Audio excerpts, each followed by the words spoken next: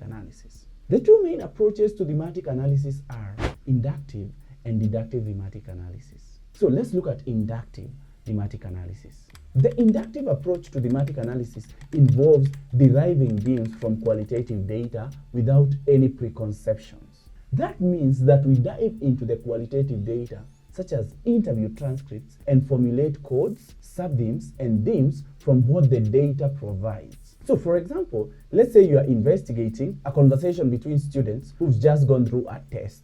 You would investigate the themes that emerge from the conversation without any preconceived ideas of what you might find out. This would be an inductive approach to thematic analysis. So, an example of an inductive approach to thematic analysis is reflexive thematic analysis approach, popularized by Brown and Clark in their paper they published in 2006 and subsequent revisions. Now, if you would like to learn more about inductive thematic analysis, especially the reflexive thematic analysis approach, check the in-depth video I did on this approach by Brown and Clark. See the link in the description.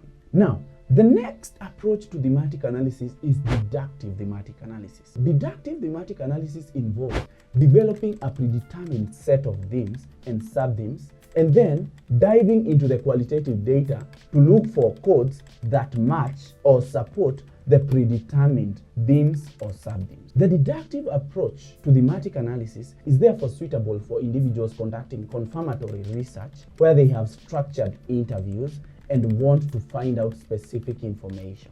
For example, let's say a researcher wants to find out the benefits and shortcomings of a given tool in a company. Because such research is confirmatory in nature, the researcher can decide to formulate a structured interview where they ask participants about the benefits and shortcomings of the given tool. So, when conducting deductive thematic analysis on such data, we would expect two main themes, that is, benefits and shortcomings. This means that such themes would be predetermined, making such a study ideal for the deductive approach to thematic analysis. So, an example of the deductive approach to thematic analysis is the codebook approach. Now, in this tutorial, I'm going to use the deductive approach to thematic analysis to give you a real-world example of how to conduct such kind of analysis. I'm going to use NVivo, which is one of the most popular computer-aided qualitative data analysis software.